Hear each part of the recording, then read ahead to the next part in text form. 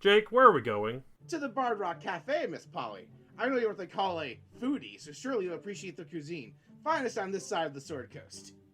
I heard people talking, and I'm pretty sure that place is a smoldering crater. As you two approach what you expect to be a smoldering crater, you see a freshly reconstructed two-story tavern with a giant banner out front that says, Grand Reopening. You also feel an uncomfortably familiar sensation as you approach, the same one you each feel before wild magic surges within you from your curse. Okay, maybe not a smoldering crater, but something doesn't feel right here. Of course something's off. My old friend Brock Song isn't here at the moment. Someone else will have to read the ads for their sponsors. Spirit, if you will. Shameless self-promotion activated. Bard Rock Network and all of its content is brought to you by Dragon Master Games, a local game store where you can find collectibles and TTRPG essentials. If they aren't local to your area, check out their online storefront in the show notes and add a note to your order. Bard Rock sent you. Who are you saying that to? Jake, whose speaking stone number did you just dial? Arlo isn't here right now. Can I take a message? How did you get this number? Anyway, Dragon Master Games sounds like a great store, and you should definitely support them. Thanks for the tip. But seriously, stop calling this number. I quickly hang up my speaking stone and say, No one important, Miss Polly. Let's head inside and check out their wares. Miss Polly, I found some treasure.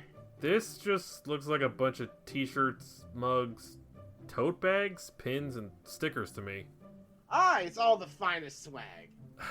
Jake, we've been over this. All treasure is swag, but not all swag is treasure. You don't have to steal this Bard Rock Network merch. You can just pick it up at affordable prices from their merch store.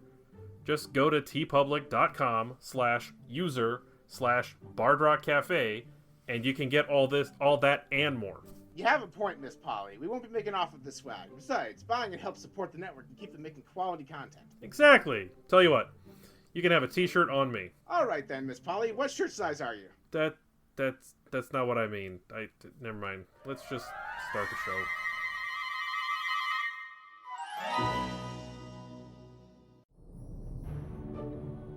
Welcome back to episode 51 of Bard Rock Cafe and the last of the one-on-one episodes. Tonight, Brock Song figures out where he ended up when our party got scattered across the universe. Brock found himself in a very unusual place. You found yourself in the middle of what looked to be a throne room. You see a grand and imposing chamber.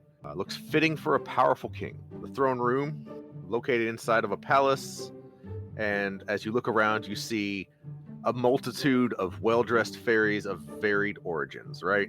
There's a high ceiling with intricate frescoes, and the walls are adorned with tapestries depicting various creatures such as bats, owls, wolves, and other creatures of night, right? The floor is made of dark marble with inlaid patterns in it, and at the center of a raised dais in one end of the hall are two grand thrones, one made of obsidian and the other onyx. The thrones are adorned with precious gems and intricate carvings. A man who appears to be ruler of the court, based on the throne on his head, is seated on one of the thrones. I know you meant to say crown, but he is now in my head, wearing a chair. Did I really say? He said he has a throne on his head, yes. Well, that's canon. He's chair-faced Chippendale. Yep.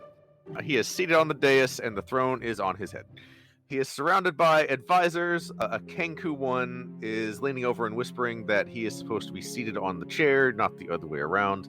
Underneath him is a crown of polished metal. It's not a material that you're not familiar with it, but it is a glistening black metal, and there are diamonds embedded all around the crown of his head that make it appear to emulate the night sky. He has flowing robes of black, purple, and silver, and a belt, notably with 3 large, glimmering gemstones across the front, as kind of the highlight of his outfit. He has long, flowing silver hair, muscular build and a clean-shaven face and pale skin. His eyes shine like stars, and you're very aware in this moment that all conversation has stopped, as you have just dropped in uninvited into the center of this throne room. You quickly find yourself at the center of several blades, right? All of them pointed mostly towards your neck. And very quickly you find that like you really can't move a whole lot. They are on you. What do you do?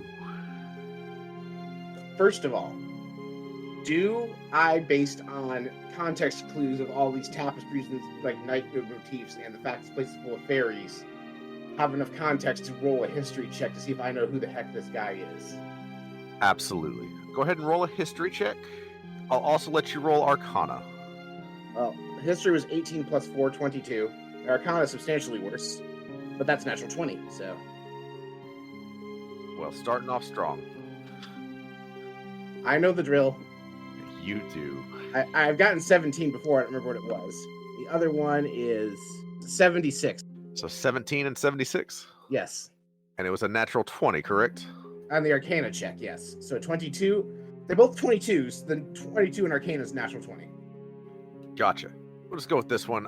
You cast Enhance ability on the creature of your choice that you can see within range.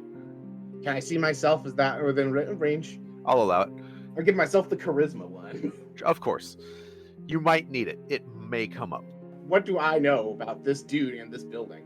With a 22 in both history and arcana, you could say definitively that this is probably the palace of the Night Court in the Feywild. The man standing now no longer under the throne with the throne on his head. He's now sitting on it correctly with the crown on his head. He quickly got serious and decided to stop playing around. This is Orion, who is the Lord of the Night Court. Oh, cool. I thought that was just me spitballing when I guessed that before. Cool. All right, so I have all these swords pointed at me. I'm like, hi, how's it going, everybody? I'm Brock Song, and I'm not sure how I got here. You have the language rock, correct? Yes. Okay, so you always have tongues active? Good to know. Yes. All right, so you say that, just dead silence from the courtroom itself, right? All eyes are shifting between you and Orion. Orion stands up and draws his robes kind of closer around him. He is eyeing you up and down. Go ahead and just give me a straight charisma check. That is a 12 plus 5, 17. His face is just a mask of just... He has a very good poker face right now. He says, "Who are you, and how did you get to my court?" It's a long story. If you would permit me just to have a little bit of personal space from all of these swords, I can tell you. I pull up my in song form. Roll persuasion check. That is an 18 plus a lot. And for the audience, that is a 26. I was gonna say that's like a million. Yeah. They back up to give you enough personal space to play a song. He motions to the captain of the guard, who is a brown-haired fae that is just built like a brick house, pockmarks and scars all across his face and arms, which you can see. He motions for everyone to back up just enough. You get the sense you are definitely not in the clear yet. They're going to permit you to perform a song.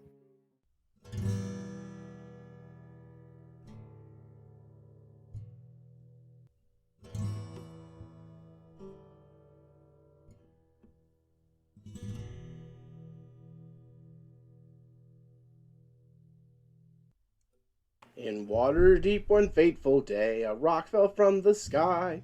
It fell upon Bard Rock Cafe, and then things went awry.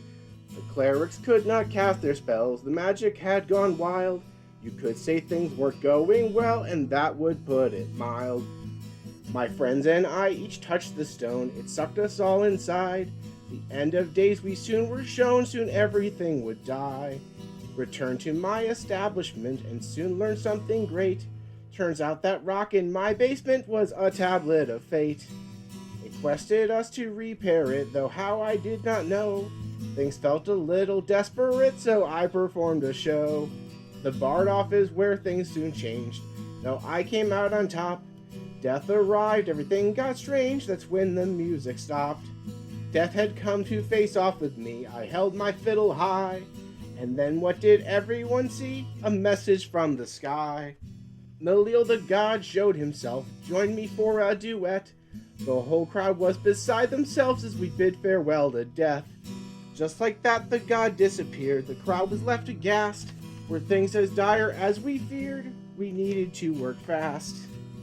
But an opening had been made, and Cyric summoned me.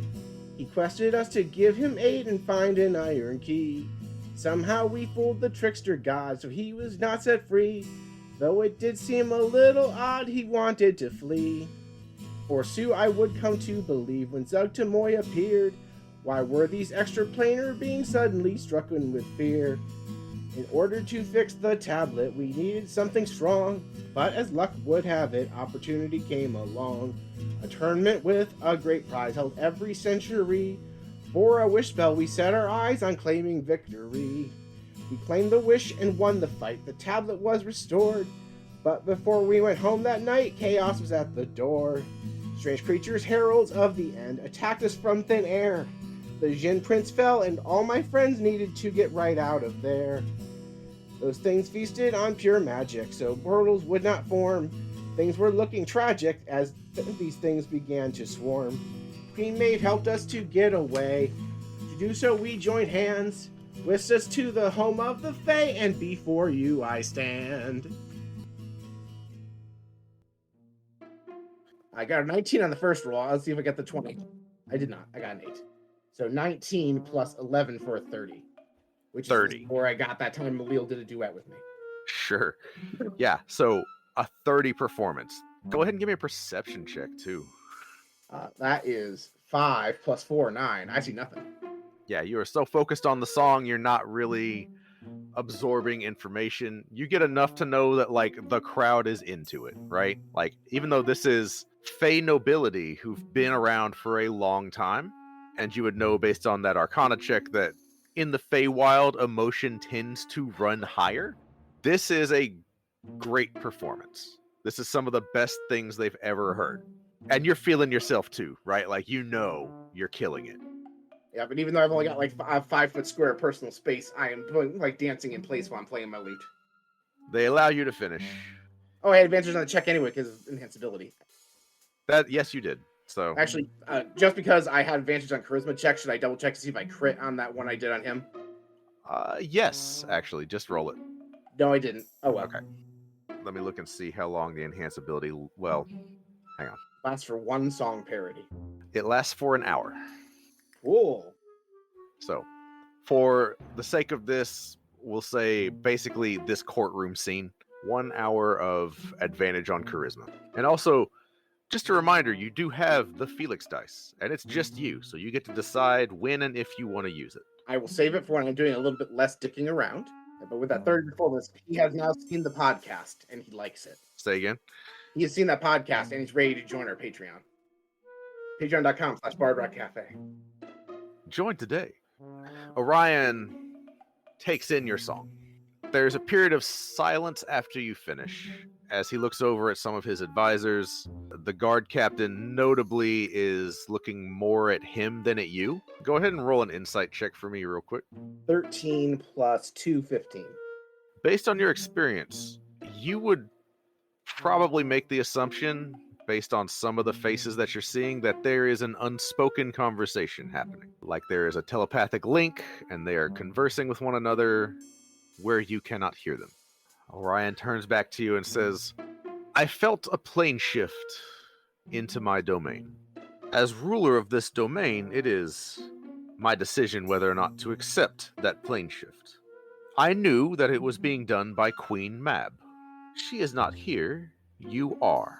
How did that come to be? All right, so I do cover that in the song, but the basic version is we daisy chained hands. Queen Mab was telling us out of there while these heralds of the apocalypse were literally eating reality, and we lost our grip mid portal. And I have no idea where my friends all were. Queen Mab, but me and Queen Mab were tight. She and I were like chatting it up right into the tournament right before the thing happened. I see. I apologize. I was enraptured by your performance and did not fully process what was being said. Thank you, I'm honored, and I bow. He makes a motion, and the guard captain calls for all of the guards to stand down, and they return to their posts, and you find yourself able to move freely. You are still in the center of the Night Court. Orion says, well, since you find yourself in this unusual position, I suppose I should introduce myself. I am Orion, the Lord of the Night Court. And because I knew that, I say, of course, my lord, your reputation precedes you. And I actually add, I played for many noble folk in the more material plane where I come from, but I've never had the honor of performing for someone as renowned as you. Well, we already have a new addition to our court bards, but I think after that, we might find room for another. Perhaps I will introduce you later. But for now, I have to decide what to do with you. You are not the only refugee, you see. We have several, from across the plains, hiding from what is coming. You mean those things that ate the fire plane?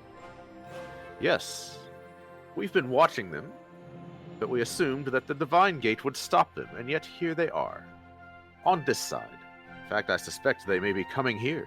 We've been at a loss for what to do, and based on your story, you may have answers that we simply did not have access to until now. So I'm very interested to hear what you have to say.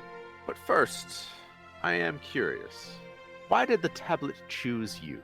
Thinks about that for a second. I want to say that it's because of me being destined for glories, and that was not the case. It was clear from early on I was not destined for anything. I'm the black sheep of my family. But maybe because it happened to land in my basement, or maybe it saw something in me I don't see. I don't know. I just know that one night after the tablet landed in my basement, we all touched it, and it took us inside of it and quested us to fix it, which we did. But it never told me why it chose me. I'm being perfectly honest. Fate is a funny thing. It's curious that it landed in your tavern and that it chose you, of course. But, as I'm sure you know, fate is a being that is conscious. It understands the world in ways we do not. And, well, the reality is, Waterdeep has quite a few powerful mortals. From what I understand, the Blackstaff would have been a good choice. But it did not choose her. It chose you and your friends. I do have a thought. I'm all ears. When Zugtamoy was trying to come to Waterdeep, I saw a figure. I couldn't put my finger on it right away, but as I've been thinking about it in the past month, they looked like that ghastly figure that came to face me at the Bardolph where Malil joined me in my song. I think that might have been the same thing. One of the heralds of what is to come came and faced me in that violin contest that night. I don't know if that's relevant, but it feels relevant. And you bested it. Yes, with the help of Malil. That was the night I found out Malil, for some reason, smiles on me. Well, perhaps we can answer at least one question. And he claps his hands twice, and the crowd seems to part, and you see a hooded figure with a lute. Just standing there, the lute strapped to his back. He makes his way forward. Hanging around his neck is a symbol of Malil. Deep bronze skin, golden hair. Pulls the hood back. You see... Go ahead and roll a religion check at advantage for me. That is 11 plus, not a lot, but let me double check my score modifier on this one. Religion is 2, so that's 13 plus, and then 15 plus 2, 17. So with a 17, you follow Malil. And I've been in Malil's presence 1.5 times. Once when he joined me in the Thingy Hoogie, and once when I called his help to fight Sirik. The feeling is identical, if a little less. So before, when you felt Malil's presence, it was this grand, overwhelming tidal wave of just divine inspiration, right? This is the same feeling, but instead of like this tidal wave, it's like standing in the waves at like the beach, right? Okay, someone turned down the dimmer switch. Yeah. There's definitely like diminished power, but you know deep inside your soul, this is Malil. Or at least his avatar, standing in front of you. If it's the avatars that look like the guy with the giant guitar that fought against Sirik, except with blonde hair now. Yeah. you know, it's a bard. Hair color changes. I just now have this mental image of Tenacious D is Maleo. We'll go with that. It's Tenacious D with blonde hair. He comes through and pulls his hood down and says, "Hello, Brock. Welcome to the Court of Knight." I gasp and I bow on one knee because I'm trying to do like that knightly bow, like I'm one of your devoted followers, not like the I am honored to be in your service bow. Like, you know the difference I'm going for here. Yeah, I do. He kind of smiles and laughs. Is like, don't do that. I immediately shoot right up, like, yep, nope, okay. Well, Lord Orion mentioned that there are several refugees, and I am among them. I am here because I have cast aside the greater deal of my power to get away. If you don't mind my asking, I've only seen bits and pieces of what you got away from. What is it? Well, every god and goddess knows deep down that we're not what came first, right? Ultimately, there had to be something to make us. We adhere to the Overgod, who we call Ao, but even he is just an executor of, we'll call it the Greater Will.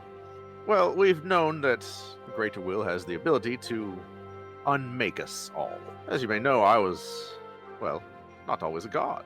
Once upon a time, I was mortal. Long ago. Then I was raised to godhood, as have several others, many of whom you probably know of. And, well, godhood can be cast off as well. But there is the question of why there isn't nothing. Why is there something? And the answer is there is a greater will to the universe. It seems like the greater will of the universe is tired of us all. I have my suspicions, of course, but he's sent the apocalypse. And they're making their way through. So when I saw the End of Days in the Tablet of Fate's book, I truly was seeing the End of Days. Yes, you were seeing the end of the story, so to speak. I do hate spoilers, don't you? It's not very fun. I was really hoping when I saw myself there that it wasn't that. Really hoping that was going to be like a future people's problem. Everyone always wants to be an observer, but well, the very best stories are the ones you make. I look forward to singing your stories, if we make it through this. Because the thing is, the world isn't over yet. Our story hasn't ended. And you bested death once. With my help, but maybe you can do it again. You and your friends are fate's chosen, after all. Fate itself chose you for a reason. When the tablets of fate were cast out of the heavens, they could have picked anywhere in the universe to land. One of them chose your tavern. Now you've fixed it, have all the power it gave you. Seems like it was a good decision. But of course, the tablets of fate know fate. They see the grand tapestry that we're all a part of, and they chose you. I don't know why, but I don't know everything. Yeah, I had a feeling you didn't know why either. That was... Brock wants to establish a telepathic link with Malil so he can ask a question in private from the court. Malil will allow it? So he asked me in his head, like, my entire life, sir, I've been a do-nothing, a loud about. You know, I'm the slacker with my family. I like to pretend that I'm this special, great person, but I really never thought I was. I don't see why fate would choose me. What I've ever done to be worthy of being the hero it wants me to be. And Brock's okay saying that because he feels like, because Malil is his god, Malil's kind of like had like enough of an eye on him to kind of like know that. For sure. It's not like something he has to be guarded about because it's not like this well-kept secret. Malil, with like a piercing golden gaze, like stares you down for a second, says, "Everyone starts from nothing." This is telepathic again. Everyone starts from nothing. The best stories aren't the strongest people doing the strongest things and winning all the time. The very best stories are the struggle, the layabouts, being forced into situations they don't want, failures pushing through again and again. The best stories don't come from the people that have it all figured out. The best stories are told where, in spite of all the barriers and inhibitions, shortcomings, people succeed anyway. After all, you've had several failures, but you beat death in a fiddle contest. You stopped a war in Waterdeep. You have stood in front of the Black Staff. You have faced down gods themselves. Stopped an invasion by Zugtamoy. These are grand stories. You are not a failure. You're just mortal. Expression lightens up as he hears Malil list off all the things he's done since that tablet landed in his basement. It's like, I really hadn't thought about it that way. Maybe you're right. Well, actually, no, you're more knowing than me. You almost certainly are right. Thank you. I am. I know a few things. That's all Brock wanted the telepathy for. He didn't want Orion to hear him talk a little of himself. Sure. Orion is looking at the two of you, and where you guys had been having like an out loud conversation, then it got quiet for a second. I would say without an insight check, you know that Orion knows, right? Just like you knew that he and his advisors were having a chat, he's aware. Malil, after he finishes talking to you, turns to Orion and says, I'm happy to vouch for this one. He's one of mine. He's one of the best. And he is beyond reproach. To which Orion kind of raises an eyebrow and looks between you and Malil and says, that's high praise. Coming from a god. And Malil just gives a sweeping bow. Says, I am here to serve. And Orion turns back to you. Says, well, Brock Song. Seems fate brought you here. And I'm certain fate will bring all your friends here as well. So my question to you is, what do you need? How can we help? Fate's chosen. There were two things the tablet questioned with. The first was to fix it. The second was, as you all know, there was a second tablet. And we have reason to believe that it may have landed possibly in the Winter Court. I don't suppose you know that's true? This actually sparks some murmurs all throughout the court. Orion just cocks his head and says, it's curious that you say that. We had heard rumors ourselves, but perhaps the most convincing is that Queen Mab, one of the nobles of the Winter Court, fled here. Seems a dragon has taken up residence there, and has empowered the frost giants and the white dragons and other less upstanding creatures, called them to itself and made them rise up against the current rulers. The Winter Court is undergoing a bit of a unfortunate revolution right now. So yes, it's certainly possible. And I roll a history check to see if Queen Mab is the person I saw in that vision from the book. Sure. 15 plus 4, 19. You're just trying to remember if it was Queen Mab that you saw? Yeah, I saw a woman of some sort amongst all these frost giants looking at the Tablet of Fate. So the 19, you're not positive.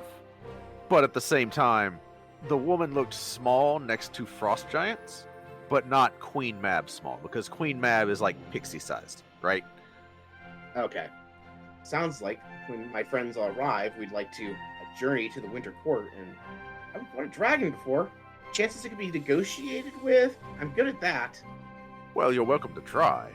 All of my envoys have not returned, so I think it's safe to say they're not here to make nice table talk. Do we know more about this dragon? Do they have a name? All of our attempts to scry on them have failed, and all of our spies have gone silent. It's quite alarming, actually.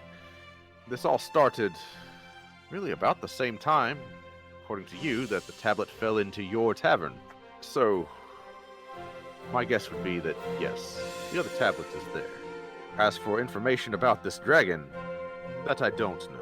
It would be truly wonderful to get anyone back from the Winter Court with any information at all. But, for the moment, I will, if you don't mind, do you have a token that is common to all of your friends and you? Actually, just my Brock starts looking through his pocket. He's like, I have this tuning fork that was supposed to take us back to the material plane. We were all carrying one of these. That work? Actually, it does. You say all of your friends have identical ones to this? Yes. Outstanding. I will go about setting up a ritual. Think of it as a reverse plane shift.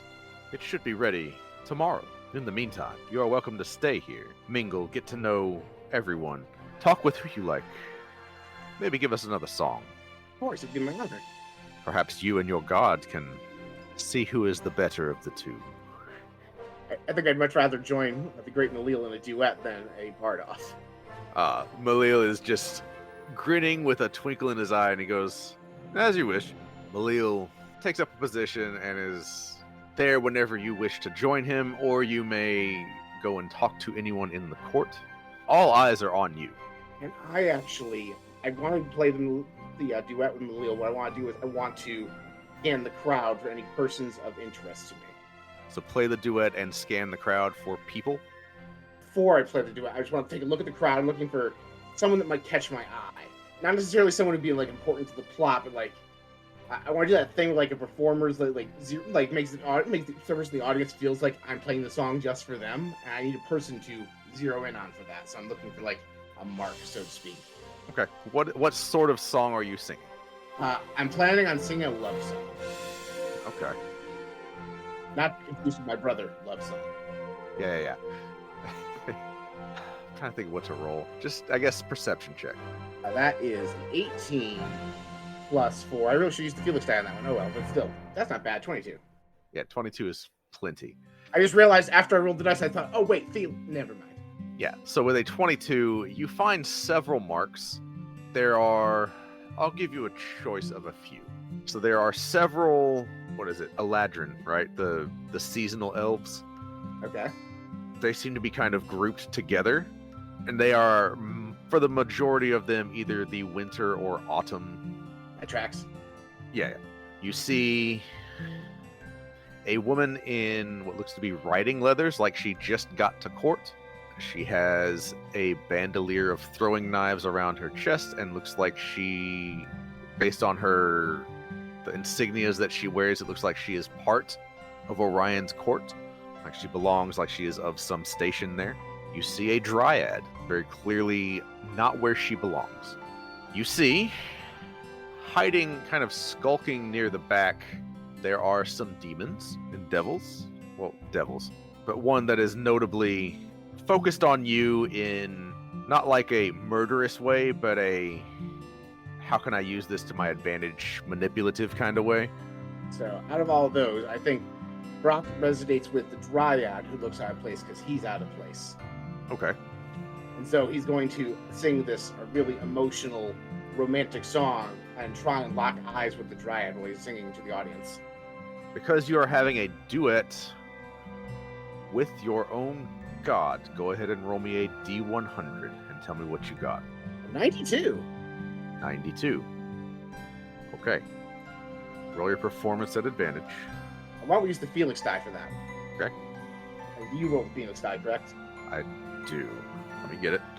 My performance is a plus 11. Your performance is a plus 11. Yes.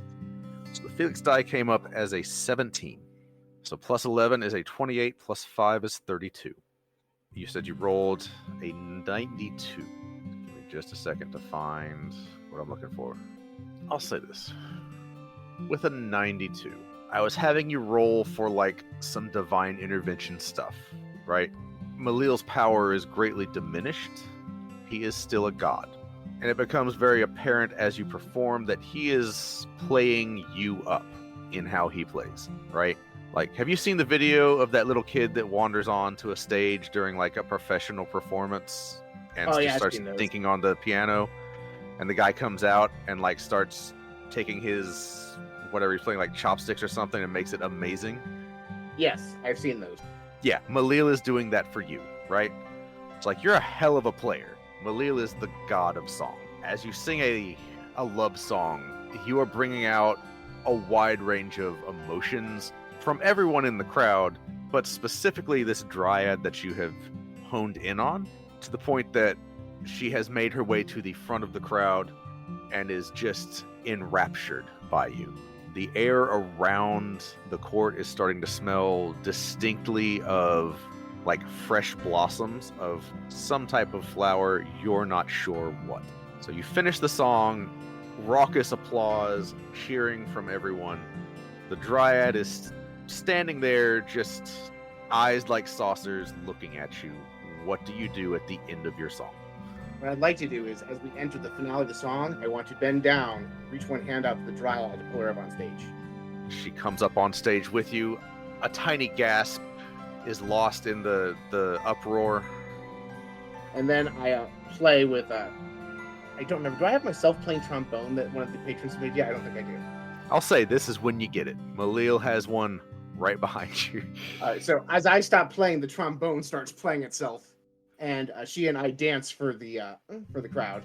Basically, the trombone takes place. So you have advantage on charisma checks. The Dryad is decidedly not a dancer. So you are trying to lead someone that does not know how. So she is imposing disadvantage. You still have advantage, so just roll a performance check for the dance. 18 plus 11, 29. Outstanding. The Brock dice are finally turning out good rolls. It only Yes. took like a 2-story arc. Yeah. She does not know what she's doing, but because of that, she kind of lets you lead, even though she doesn't know how to do that.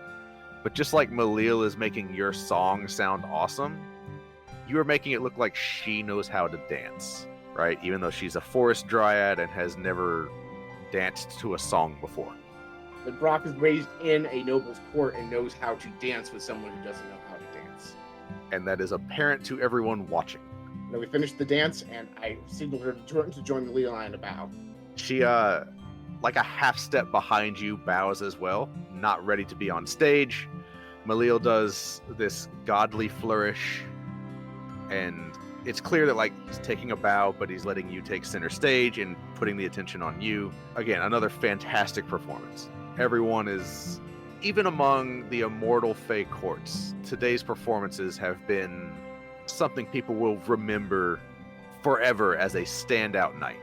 The Dryad is clear, like, she stands up and is upright again, but is clearly unsure of herself. She's still very out of place and now in front of a crowd of people when a Dryad is normally a very solitary type of being. You can see this written on her face that there's just a whole lot going on in her mind right now. I want to, in her mind, I want to speak to her like, I can see this is a little much for you. I'm sorry. I really want, you caught my eye, and I just wanted to let you know you caught my eye. I did not mean to make such a display of you. I'm sorry. We'll go off stage in a second. And that's all in her head, so she knows, like, she can tell I'm not saying in a place where other people can hear I'm consoling her. Gotcha. I'm making some assumptions. I'm assuming you two are holding hands right now. Yes, we held hands as we bowed. Yes, I kind of like gently pulled her into the bow. She's still got a hold of your hand, and just in how she's holding her hand and how, like, her posture is, she's definitely not relaxed, but, like, that panic that was starting to set in seems to fade away, right? And it's kind of like she's trusting you to take the lead. As Malil and the trombone finish, I gently make my way off stage to the applause, and I signal the trombone to keep playing for everybody. Roll me one more performance check just for the trombone. 7, which is going to be 18, but I have advantage because charisma thing's still on. 9 plus 11. The trombone is average. It's like the trombone's doing. It's okay. That's a dirty 20. It's okay. Yeah, but it's playing by itself. That's something. Yeah, it's definitely the walk-off music, right? So it plays for however long you will for it to play. Malil also takes this chance to walk off, and he is reading the situation and very clearly letting you have your moment, while also drawing some attention to himself with some flourishes and, like, going over to the Eladrin and making conversation in a very showy kind of way, right? So seeing that Malil's drawn attention to himself and away from Brock and this Dryad, Brock scopes out the room for, like, a quieter looking corner and tries to lead her over there so he can talk to her. Yeah, she goes with you, happy to be out of the center of attention, but also you are still definitely the court curiosity, and eyes are just on you while you're here. She's very aware that she's not functionally invisible like she's used to, but also she's looking at you like she's in now, right? Like, expectant look. Is the telepathic link still up? Yes, I leave it up and let her know if she's worried about others listening in on us, she can talk to me in her mind. That was amazing. Thank you. When I saw you, I just had this urge to play this song right from my heart. We were dancing on the stage like the breeze. How did you learn to do that? I come from a noble family, and that was one of the few things my very stern father approved of, was learning to dance in the court. And then when I studied performance at the Bard College, I became an even better dancer. I've trained my whole life for this moment, clearly. Well, now what? I want to know more about you. How did you come to be here at the Night Court? What is your name? My name is Talia, and I'm from the Spring Court. I'm here because the Lord of the Spring Court sent me, but since then, he's gone missing as well, and I've been away for a very long time, and I don't know when it'll be okay to go back. I hate to be the bearer of bad news, but if what Malil and Orion and I were talking about is true, it might be less of going back and more where do you go next. You can kind of sense the alarm building with that statement. She's like, I've had that thought, but my tree is there. I can't exist apart from my tree. It's only the Spring Court's Lord's power that has allowed me to be here for this long. It's how I know he's not dead, or I would have been forced to return. But what happens if I can't? What happens? The Spring Court is just across the mountains from the Winter Court, and everything there has been so dangerous. If my tree dies, I die. Good news is, if what you say is true, the Lord of the Spring Court is still alive and well, and so is your tree. My friends and I are going to venture to the Winter Court once they all get here to try and find that Tablet of Fate. And once we've dealt with the situation there, if we are as fortunate as we have been so far, it will be safe for you to go home again. Well, that would be wonderful. I need to plant my acorns. I just want to go home. I understand. I've only been away from home for a day, but it feels like it's been, Paul thinks above game, a year since I've been to Waterdeep. Something like that, yeah. Says the narrator's voice. I'm so glad that you're here. I've been very afraid. This is a strange land, and I feel like I can trust you. Well, if your friends are going to the Winter Court, and you find yourself in the Spring Court, could you look after my tree? Just check on it. I would be happy to. How will I know which tree is yours? She kind of stops and thinks about that for a moment. It's like, it's just my tree. It's the only one like it. Brock pulls out his pen and paper pad because he studied art at the Bard College, because it's also a performance-related skill. If you describe your tree, I'll draw a picture and you can tell me if I have it right. Okay. So this time I'm going to make it a nature check. A nature check. I'm not quite as good at those. I know. I can't just give you performance every single time. That is a 17 plus 2. 19. Okay. Hot dice. When an important roll comes up, I'm going to be so screwed. So now I'll give you the performance check with that nature check behind it. 13 plus 11, 24. But I do have advantage on performance, so. Yeah. 18 plus 11, 29. As she describes her tree and the forest around it and just where she's from, you're able to identify this is what type of tree it is, right? So she's attached to a weeping willow that is in a forested area, and it's a very thick underbrush, and this willow kind of stands alone in a clearing. And with all of this, you're able to make the best police sketch you've ever seen. Of a tree. Yes. Accurate representation of the tree. You show it to her, and she's like, oh, that's it. That's it exactly. It's like I'm home. I'm like, you know what? And I whip up a second one. I just trace my own work. I'm like, here's Sure. a little piece of home that you can have with you until you can see the real thing. I won't make you roll that because you're tracing, so you do it. Right. Yeah. And she takes the paper and then just throws her arms around you and says, thank you, thank you, thank you. And it's like being hugged by a tree. I'm a tree hugger now. Yep, you are. Of course, it's the least I can do. I saw, if you don't mind if I'm being so bold, I saw when I saw you in the crowd, someone who felt like they looked out of place, and it made me think about how I feel out of place here, and how, honestly, I've always felt a little out of place. Well, my entire time here I've felt out of place. This isn't where I belong. I belong in my forest, in my grove. But, well, you've helped me feel a little less of that, so thank you. I'll tell you what, I happen to know for a fact, if the next safest place to go is going to be the material plane after this one, if we get you back to the Spring Court and we can get your tree, we can find a way to move it, I know a beautiful grove in Waterdeep that would, and I'm friends with the owner, and I'm sure she would love to house your tree. Oh, Is she a druid? She is. She's my friend Diana. Aside from the one time she was possessed by the Deck of Many Things and tried to kill me, she is amazing. So you immediately get the sense that like that was maybe not the way to open that statement. No, that was for the audience. Yeah, but then like you get her back, right? She's like, Yeah. what? Okay. The song also covered the fact that I have the Deck of Many Things. It's fine. She's Sure. like, that's, Yeah. There's that moment of like, she tried to kill you?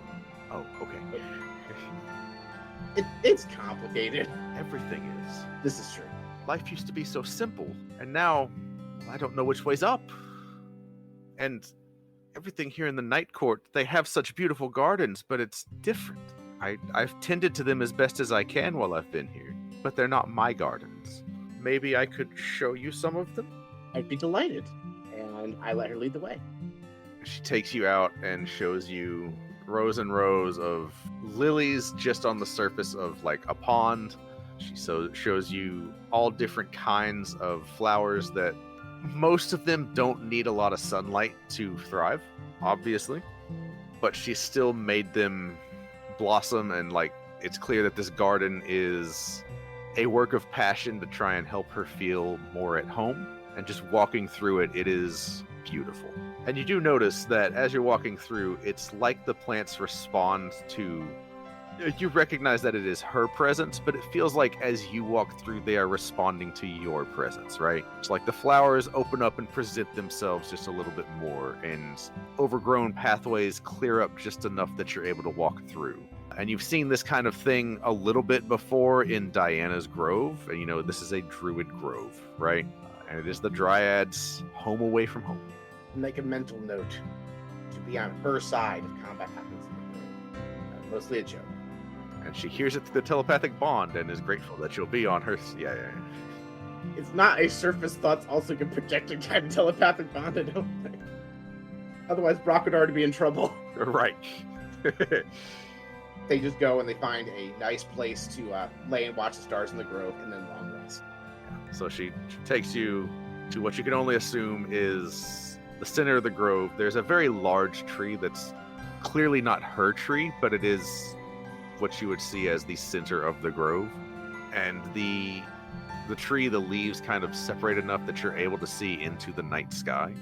And the night sky seems like there's always a clear night sky, but it's like there's not a cloud in the sky. And it just seems a little bit more crystallized above you. And like you're vaguely aware looking at the sky, it's not the same sky, right? You're in the Feywild, not on the material plane. So that kind of makes sense, but it's like the constellations aren't there or they're different. But the sky is beautiful, and the Dryad just kind of presses a little closer as you both sit under the tree.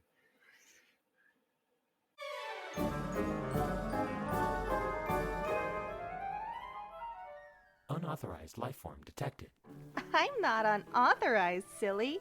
I'm your friendly neighborhood mail robot, and I have a delivery from Minva RPG for you. I did not order anything. Well, it has your name on it, so are you sure it's not yours? But I did not give you my name. You look at the package, and it is, in fact, addressed to Spirit. I take the package then. Campaign journals. Why do I have so many? Why, for all of your personalities, of course.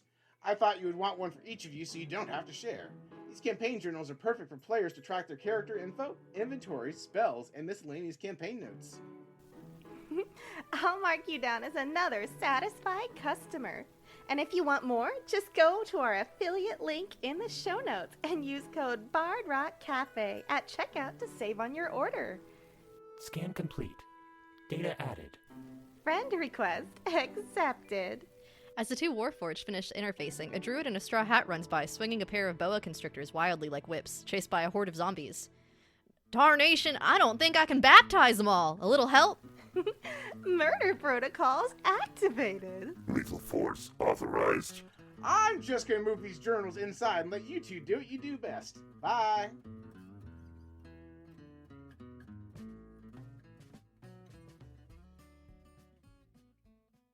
Okay, Spirit, you can unload the supplies right here in the galley.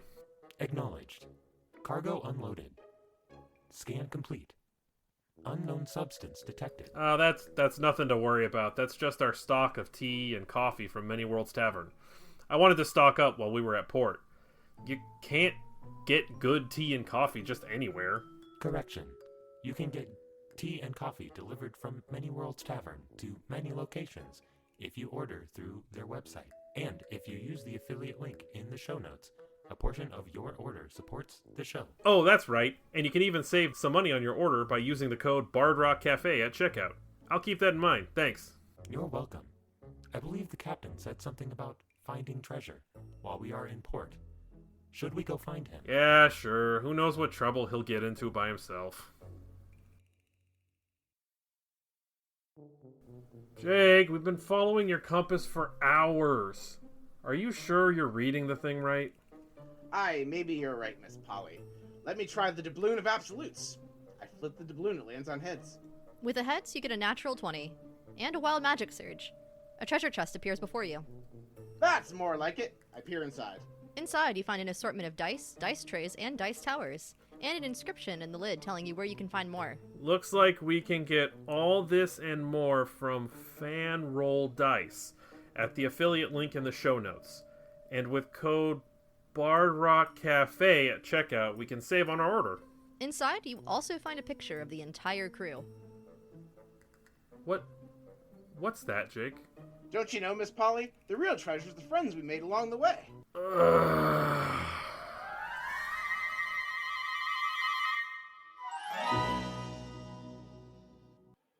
Christina, I'm all caught up in my favorite actual play podcast. What should I do? All of them? Even my podcast, Agents of Damned? That's right. Your show's excellent, but I'm up to date on that one too. I'm not sure what to check out next. Yeah, I know. There's just so many excellent actual play productions out there, it can be overwhelming to choose one. Not to worry, friends. I can make some recommendations. Oh my gosh, it's multi-talented TTRPG actual play performer and professional musician Marty Balmer. That's right. Just check out my new podcast, College of Whispers. We're the actual play book club that can help you find your new favorite production. Join me and my co-host Vicky every month as we review and analyze different productions in a spoiler-light format that's both entertaining and informative. Wow, that sounds great. You don't just look at the big name productions, right? Yeah, I feel like whenever I ask for podcast recommendations, the same handful of super popular mainstream shows is all I get suggestions for. Not to fear, on College of Whispers, we look at a mix of big names and indie productions, so the scrappy up-and-coming shows can get their moment in the sun as well. Well, I'm sold. I'm gonna go download College Whispers on my favorite podcatcher right now. Thanks, Marty. Wait, Paul, we're part of the Bard Rock Network now. How is any of this news to you? Give them a listen, everybody.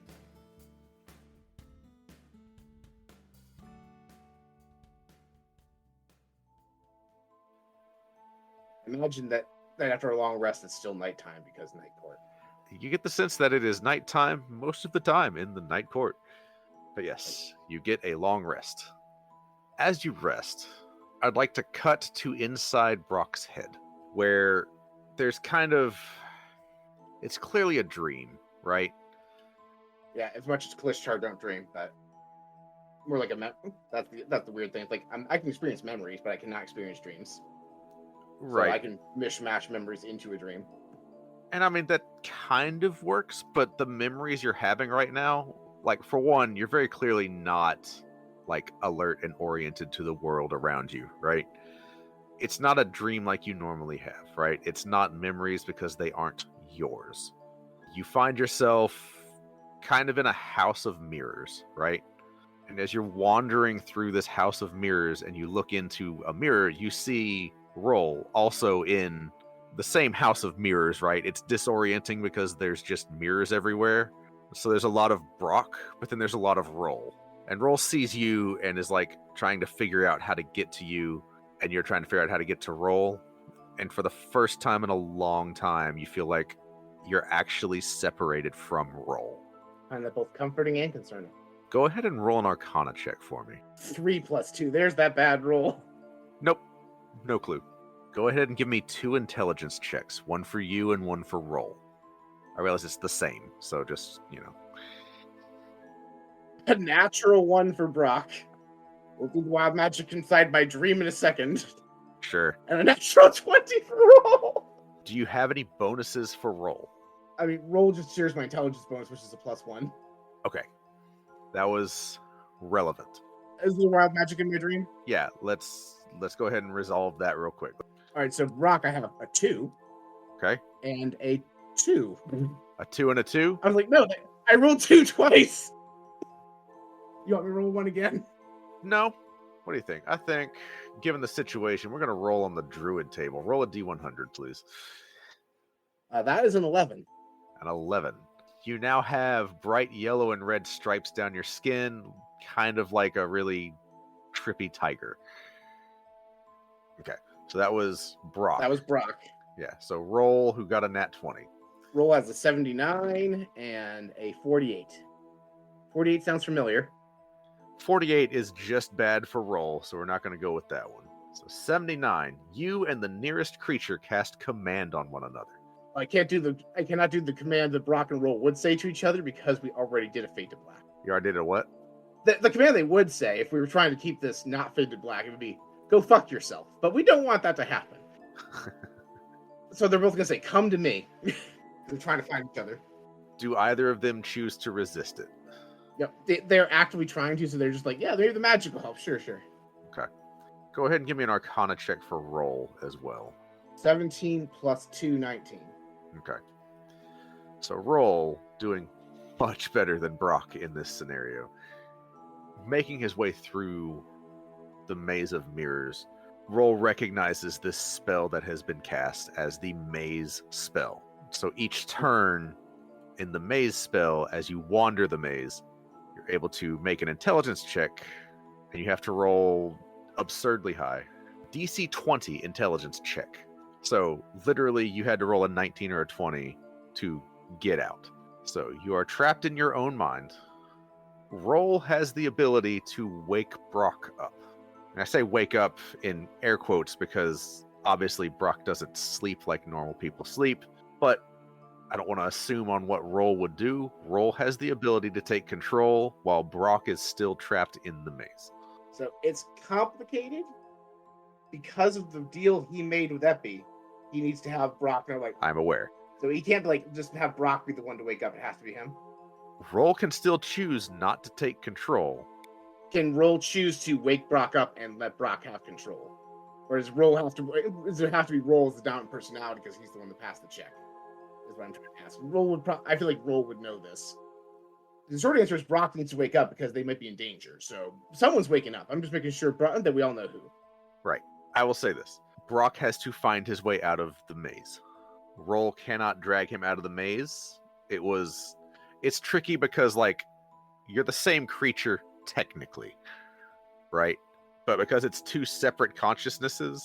Well, I got it. All right, so basically Roll says, figure your way out of here, dumbass. We're inside of a spell. I'm going to go make sure we don't die. And that counts as letting Brock know he's taking control. And he just faintly hears Brock's voice go, don't fuck it up. Coming to, you're still, I would say, buck naked in the clearing, right? Roll thinks to himself, damn it, where are my pants? Yep. Let him have a charge for like 4 hours. A quick scan, you get the distinct sense, you being Roll now, you get the distinct sense that the Dryad is also under the maze spell. Have I completed a long rest for purposes of spell slots and we're leveling up? Yes. Okay. As you rest, like even though you were in this maze spell, you felt the pulse of power from the sigil on your chest.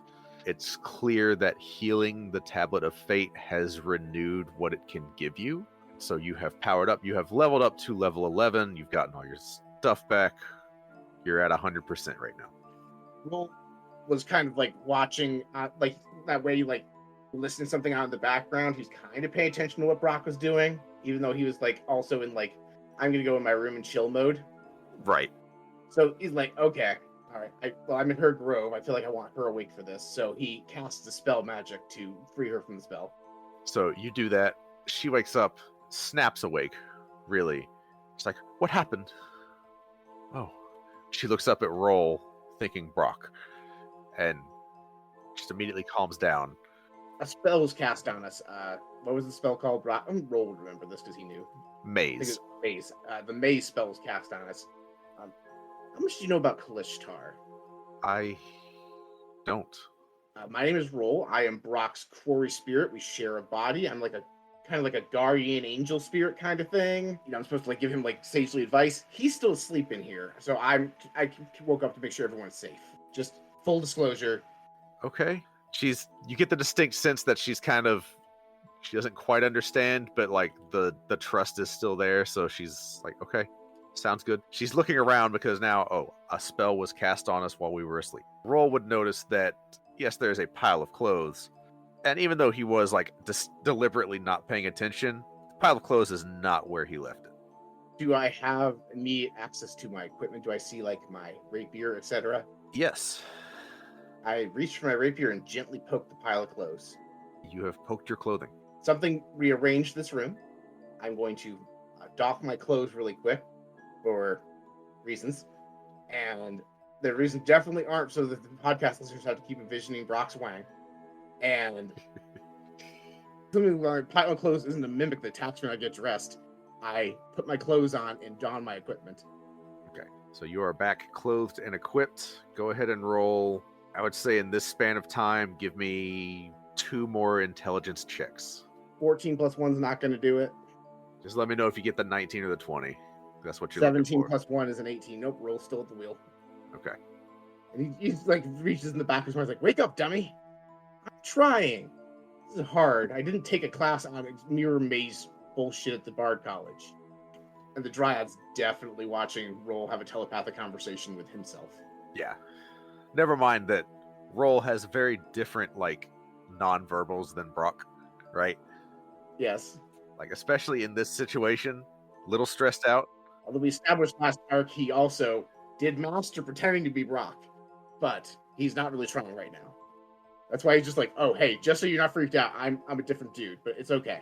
Go ahead, roll me either a perception check, or I'll say just a straight intelligence check with a lower DC. And we'll go with the perception. I have a large plus to perception now. 13 plus 8, 21. As you are putting on all of the clothes, you notice a few things. One, the shard from the obelisk is no longer there. And among all of your other things, you're missing... What is a trinket that your character had? You know what he has? He has his signet ring would be a trinket that he has. Yeah, the signet ring is missing. Oh, man, Dad is going to double disown me. Can you double disown somebody? Oh, wait, sorry, I slipped back into Brock.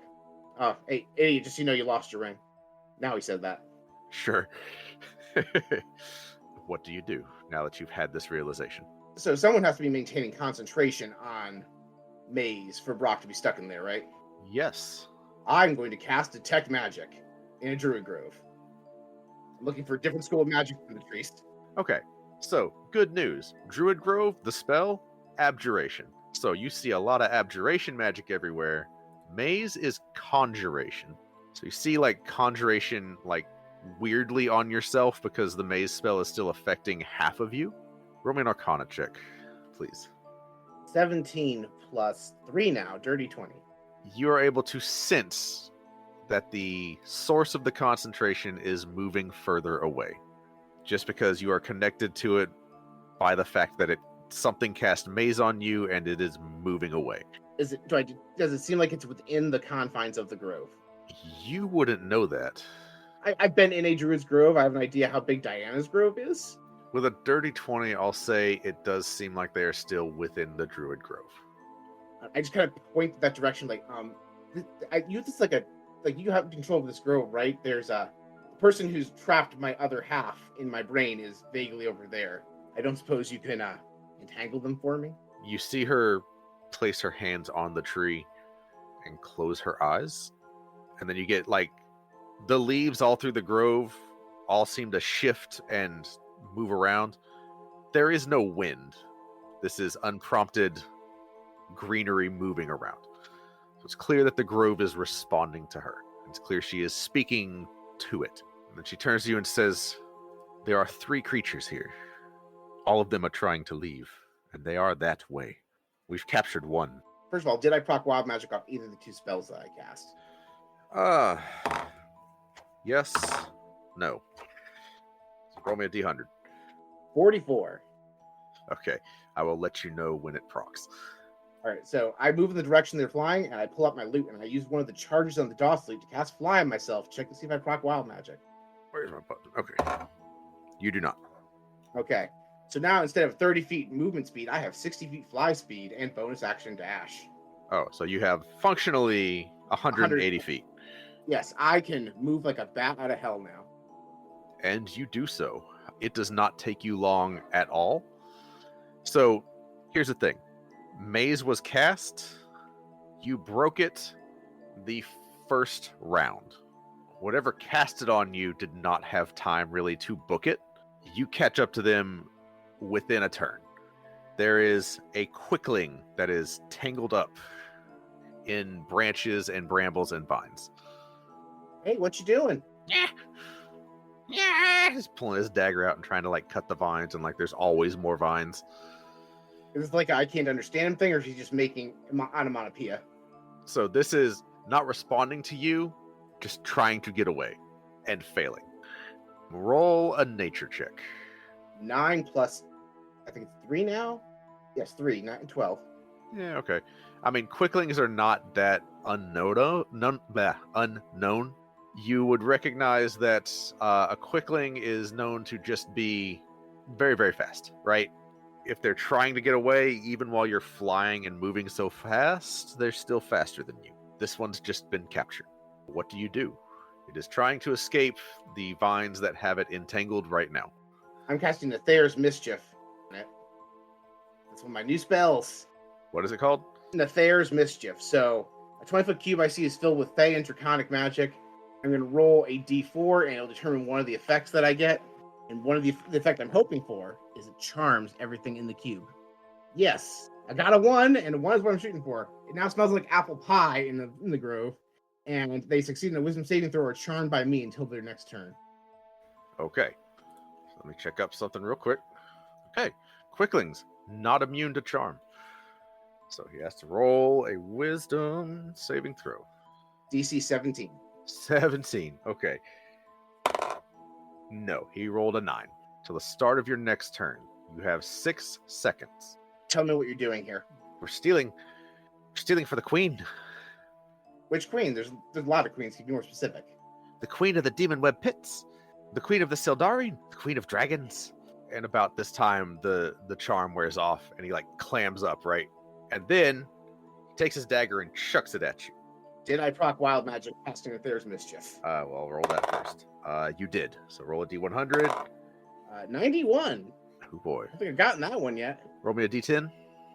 5. For the next 5 hours, anywhere from 5 to 60 to 70 seconds, you just croak like a frog. And after about 5 hours, an actual frog leaps out of your throat, and then you're no longer croak. Oh my god, this is great. It's weird, but it's great. Right. Dear listener, my favorite animals are turtles and frogs. Nice. Thank God I didn't puke up a turtle. That would hurt. 23 to hit. Oh, that will hit. Okay. So you take a negligible amount of damage. 10 piercing damage. I need you to roll a wisdom saving throw against your own DC. 18 on the die, and I have advantage, so let's see if I have the natural 20. Nope. Okay. I do pass. The previous wild magic roll that you had, the next time something attacked you, you were going to be charmed by that creature unless you succeeded on a save against your own DC. So you are not charmed by the quickling. You do have a dagger sticking out of your somewhere, and the quickling is now unarmed. I reach into my pack, pull out a torch and a thing, light the torch as an item in a rack for a bonus action, and I hold it up to this thing's face and say, "Why didn't you finish that sentence?" Can I roll intimidation on the quickling? Yes. I will roll against it. That is a 19 plus 7, 26. 9 on the die. So, yeah. The quickling is good and afraid of you. It is going to try real quick to escape one more time. And with a 2 on the die, it does not do so even with its fairly large bonus to acrobatics. It says something in Sylvan. Do I speak Sylvan? I do! Ha! Of all the dumb luck to have, I can talk to trees. Okay. As in, you speak Sylvan? Yes, I Okay. speak Sylvan naturally. Okay. I was like, that's speak with plants is one thing. Sorry. No, but like, I speak the tree language. Okay. You're the Lorax. Gotcha. I don't speak for them, I speak to them. Yeah, anyway. So the Quickling is saying a prayer to a goddess that it refers to as the Queen of the Demon Web Pits, as it is trying to escape. I would like to shove the torch into its wooden face because I can hear that it's not answering my question. Okay? I won't make you roll for it. What is your intent with this? I'm basically going for light torture. Yeah. I gotcha. But I'm also putting it like at the face, not where it's actually entangled, so we don't light the grove on fire. Go ahead and roll me a d6. Just a straight d6 for fire damage. 5. 5. Cool. It's looking real hurt, right? Like that looks like it took about half of its hit points off in one go. Doesn't work, little fella. You're going to tell me what I want to know. And not only will you live, you'll be subservient to me from now on. It's looking up at you. It is terrified. It sees its life flashing before its eyes. It's like, what do you want? What do you want to know? First of all, what else did you steal besides my ring? Also, give me my damn ring back. I don't have it. Fine, what? Did you take anything else? Pulls out some acorns. Says, I took these. And at this point, the Dryad is finally making her way. Like, you were fast, right? Dryad's not that quick. The Dryad has finally arrived. And she sees the acorns. And there's kind of a horrified gasp as she realizes these are her acorns, right? These are what she has to plant to continue her life to, like, once her tree dies, the acorns grow to replace the tree. This Quickling had them. So, I give them back to the nice lady. Okay. And it tries to, and it cannot move because of the entangle, so it just sets them down. There we go. Cool. That's fine. Now, what is the name of this Queen of Dragons? Queen of... I can't tell you that. Are you enchanted enough to be able to tell me that? I can't tell you that. Or it seems like he's starting to lock up a little bit. I see. Okay. You're getting the sense that something is wrong as he's trying to speak about this. Do you swear your loyalty to me? What oath do you want? You will serve me instead of the master that sent you here. Again, it tries to say it can't, and is trying to like hem and haw, and you get the sense that it is locking up like it can't maneuver around something. Are your friends going to the Winter Court? Yes. How far does roll suspect they got? I mean, since you know about Quicklings, you know they move 120 feet naturally per round. You can safely assume they are dashing. Okay. I would like to cast the spell Sending to notify Orion there are intruders in his court. There are Quicklings stealing on the grounds of his court. About 8 seconds after you send that, you watch as the air shimmers and just a vertical slice appears and widens, and the captain of the guard steps through. And his eyes are completely just pitch black. Go ahead and roll Arcana for me real quick. 18 plus 3, 21. You would recognize this as the Eye Bite spell. He came through ready to wreck shit. I got one. The other two are that way. He looks at the Quickling, says, keep him restrained. I'll be back. Then steps back through the vertical slice in just reality, and it closes, and he's gone. Did I proc Wild Magic casting Sending? I have a lot of spell slots now. No, you did Oh, not. well. All right, so I take the acorns off the ground and hand them back to Talia. Here these are for you. I'm sorry that he took them. We're going to make sure he and his friends face justice for what they did. And then he turns to them like, you'll get leniency as long as you continue to cooperate. Okay. I will say, you noticed when he was able to answer a question, it was like it came out in a gasp, like he was trying to struggle for air and he was finally able to get something out, right? It almost seemed like he was no longer being choked. So it seems like he is desperate to cooperate as much as possible. I pull out a piece of paper and I draw a tablet of fate from memory. Does the Night Court have one of these? Not the Night Court, the Winter Court. Yes. It doesn't look quite like that, but yes. Do you know where in the Winter Court it is? Oh, can Brock roll an intelligence check and take control again, by the way? I feel like it's been a couple rounds. I will say by this point, he would have figured a way out of it, just for the sake of expediency. Roll feels like Brock is free, and Brock is like, let me just handle the interrogation part, and I'll let you back, champ. Yeah. Just making sure Brock's free. Yeah. Maze lasts for 10 minutes, right? So the worst case is 10 minutes later, it drops, and the mirrors just fade away, and Brock is back, right? You know, and by now, those things are well out of range, probably. Right. That was the idea, right? Is they shoot Maze and then book it. And by the time you come to, they are long gone. So your friends have my ring. What else do they have? They have that piece of the obelisk. Oh, the rock. That's annoying. I like that rock. And a little bit of your hair and a little bit of your blood. I would like to roll Arcana to remember what they can do with that. Sure, go ahead and roll. That is 16 plus 3, 19. So the most egregious use of that is for like scrying. Like if they have a bit of your blood and a bit of your hair, any scrying spell they cast on you is pretty well always going to work unless you roll really well on resisting it. There's a few other things, but it's not really, I will say above game, it's for scrying. Okay. All right. No, they're not trying to grow a baby Brock. Got it. No. It is designed to be able to keep an eye on you. All the acorns are accounted for. Yes. Okay. Man, I really like that rock. And Rock thinks like he rolls like I fixed the tablet of fate, so I don't think I can get more rock. For the sake of expediency, because this episode is getting longer, I will say that the Quickling is quickly brought into custody, and Orion and the captain of the guard get the full tale of events. The other two Quicklings were not able to be caught, though their tracks do lead towards the Spring Court. Because they move so quickly and because they are so adept at going unseen, they were ultimately lost. It was fortune and fortune alone that the Dryad was able to capture them. The fact that you miraculously escaped from the maze spell as quickly as you did is why. And had you not, you wouldn't have had any of this information at all. However, it's also very clear that the Quickling is under a Gaius spell? Gaius? Yeah.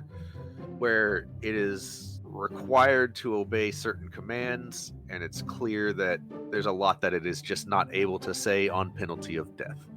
Oh, is that all? What level spell is Gaius? It is, I want to say 6th? I will cast a spell magic at 6th level to free him from the Gaius, so I can have this dragon's name. Oh, 5th level. Hang on. Okay. And it lasts for... Dispel magic does not remove it. Would I know that? Or did I waste Yes. a spell slot? Okay, cool. I don't bother. Oh, you're saying do you waste a spell slot? Yeah, you waste a spell slot. Okay. Sorry. That's why I was checking on, like, would I have known that? No. I try, I'm like, I use telepathy, like, can you answer me like this? I'm still restricted. Damn. Well, I had the thing's name, I have legend lore. You're casting... Oh, you can't cast legend lore. I don't know its name. What's the other thing I call it? The Lord of Dragons, Lord of something or other? The Queen of the Demon Web Pits. If I cast legend lore on Queen of the Devon Web Pits, do I get the impression I'll get useful information? Would you like to try? Sure, why not? You cast it, you get a vision.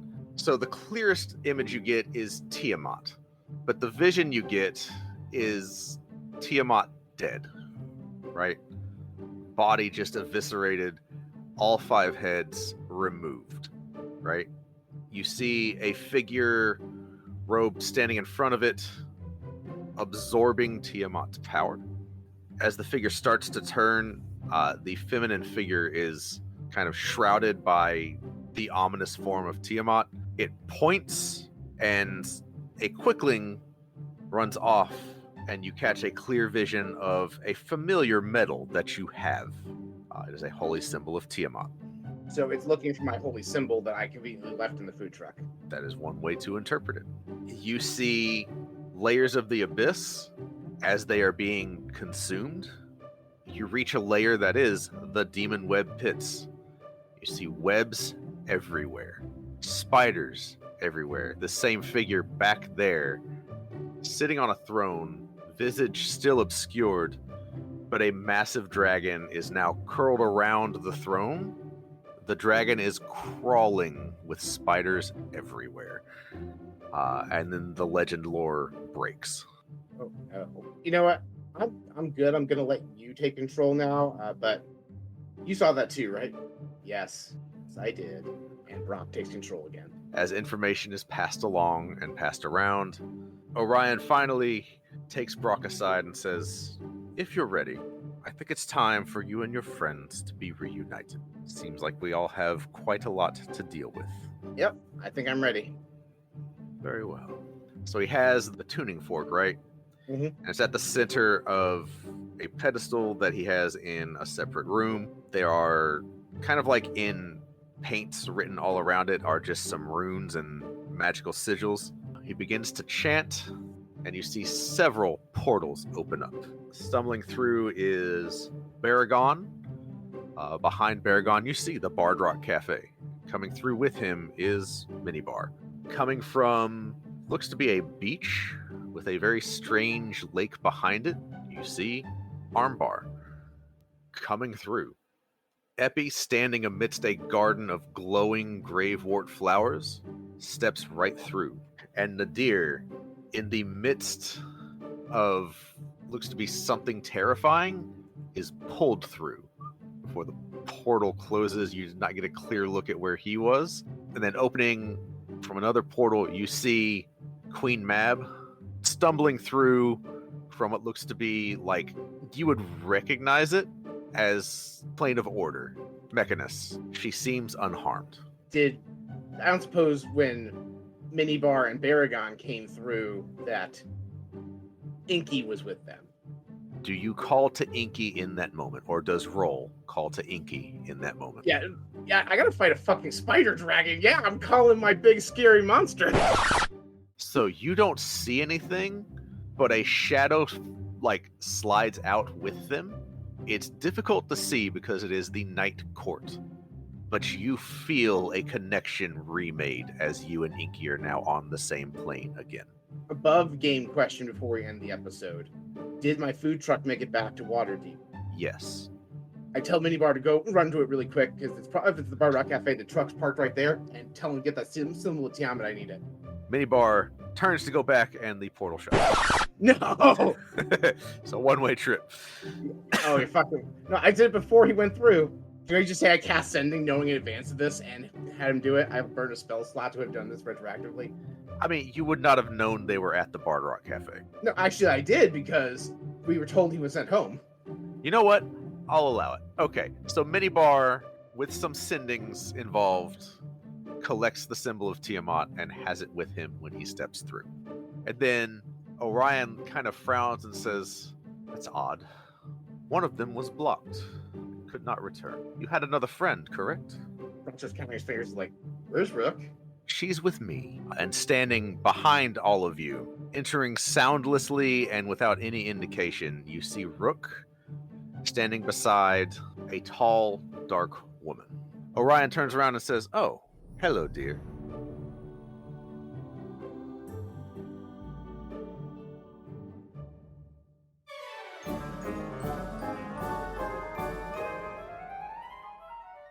Jake, what are all those strange people doing to the side of the ship?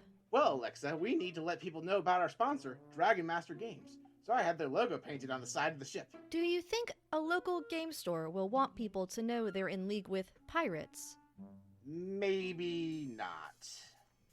There's nothing stopping you from spreading word about all the great products and services Dragon Master Games offers at every port we visit, or how you can order things from their online storefront. But please, do not paint their logo on me. Fair point. Nothing a little prestidigitation can't fix. Anyway, time to embark. Avast, me hearties! It's time we depart from this cursed port. Isn't this your hometown? Yes, and I've surely outstayed me welcome. Hostile lifeforms detected. You see several muscular goons approaching the ship as you raise anchor. Who are those guys? No one to be concerned about. I feel like that means we should explicitly be concerned. Not at all. Those are our wonderful patrons coming to collect their annual swag bags and join us in the community game day. Ahoy, mateys! Come aboard for some of the finest swag in the Astral Sea. Oh, Okay then. Where did we get patrons exactly? They subscribe to Bard Rock Network on Patreon or Ko-fi. Supporters gain access to all those rewards and more. Links can be found in the show notes. Looks like we'll be staying another 10 day after all. Miss Polly, refreshments for our guests. Sure, I have nothing better to do than make snacks for everyone. Oh, you're right. I'm so sorry, Miss Polly. I don't want to keep you from your duties. What's your job title again? Ship's cook. Ah, so then you'll be making refreshments for our guests then. Snarky attitude detected. You're damn right. Thank you for all for listening. We hope you enjoyed the show.